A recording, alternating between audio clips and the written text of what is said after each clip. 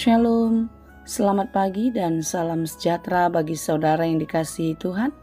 Dimanapun saudara berada, doa saya tetaplah baik dan terus penuh semangat di dalam pengharapan kepada Tuhan. Amin. Sebelum kita melanjutkan segala aktivitas, marilah kita meluangkan waktu untuk mendengar dan merenungkan firman Tuhan.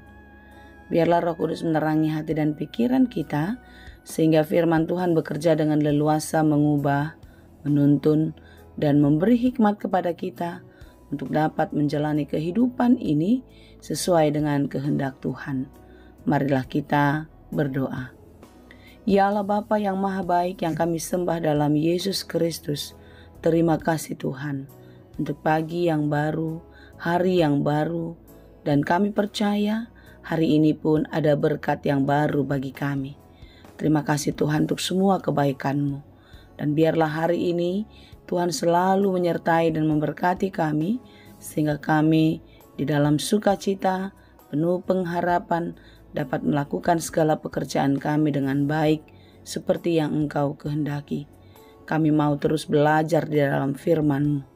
Kiranya Tuhan menolong kami untuk dapat mengerti firman-Mu dengan baik, sehingga kami benar-benar mampu menjadi pelaku firman yang setia di dalam kehidupan kami.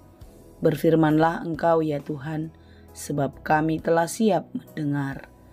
Kasih karunia dan damai sejahtera dari Allah Bapa Tuhan kita, dan dari anaknya Tuhan Yesus Kristus dan Roh Kudus, menyertai saudara sekalian. Amin. Firman Tuhan untuk kita pada hari ini yang ditetapkan menurut Almanak KKBP, Selasa 16 Januari 2024, tertulis dalam kitab 2 Korintus 5 ayat 20. Dalam bahasa Batak dan bahasa Indonesia, demikianlah dikatakan. Onpe partonaan ni Kristus dohami. Aina mangapoi do debata marhite sian hami. Sikat ni Kristus dohami mangilik-ilik. Say olo mahamu. Padengganon tu debata. Jadi kami ini adalah utusan-utusan Kristus.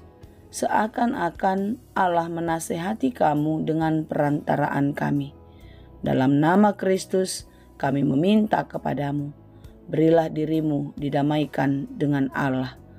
Demikianlah pembacaan firman Tuhan.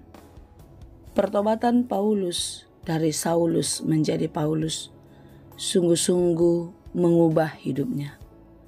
Paulus tidak lagi menjadi manusia yang mementingkan diri sendiri, menjadi manusia yang mengharapkan puji-pujian, manusia yang menganggap lebih rohani dari orang lain. Tetapi di dalam perubahan ada pembaharuan diri.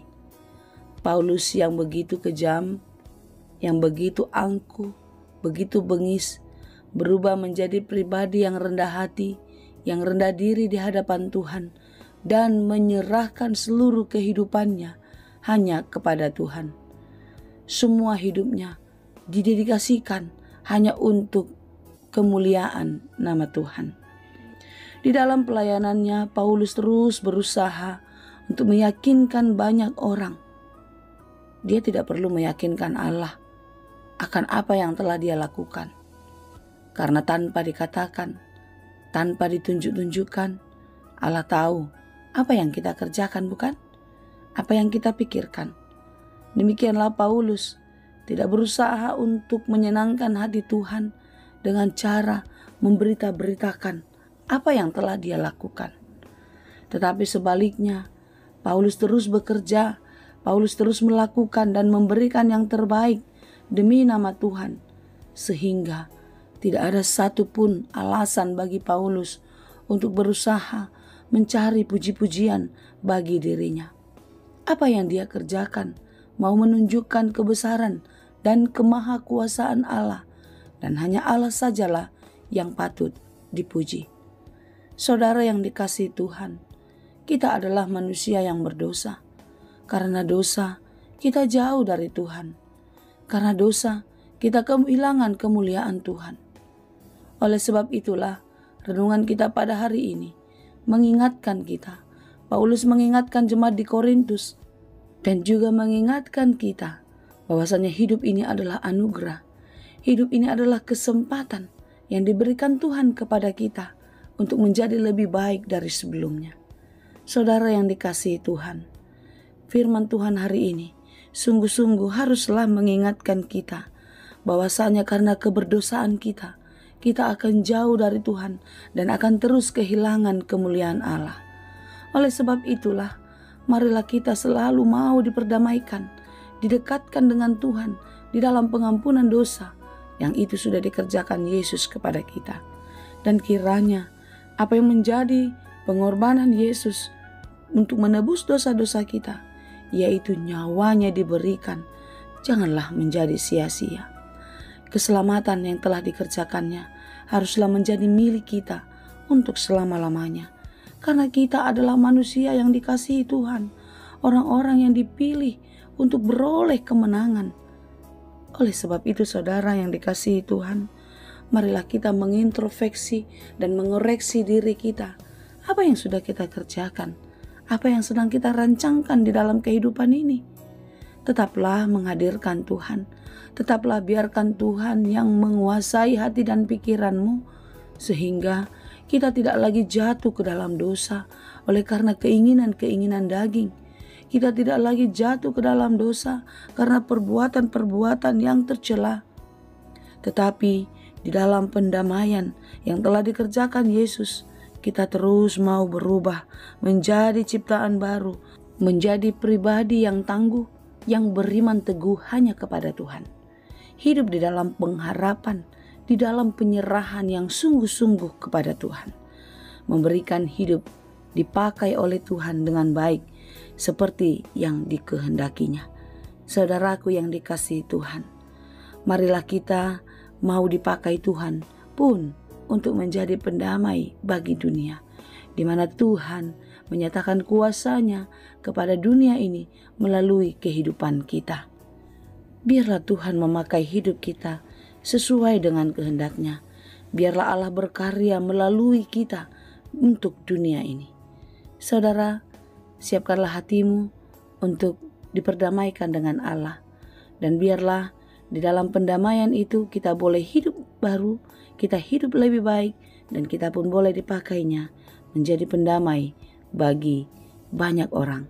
Sehingga apa yang dikehendaki Tuhan, semua lidah akan mengaku bahwa Yesus Kristus adalah Tuhan. Semua lutut akan bertelut untuk menyembah Dia. Kiranya kita dimampukan, Tuhan Yesus memberkati. Amin. Terima kasih Tuhan untuk firman-Mu. Firman-Mu yang sungguh-sungguh menenangkan dan mendamaikan hati kami. Engkau adalah Allah pendamai kami. Engkau adalah Allah yang menyelamatkan hidup kami. Terima kasih Tuhan, betapa kami semakin jauh daripada-Mu karena dosa-dosa, karena keinginan daging kami.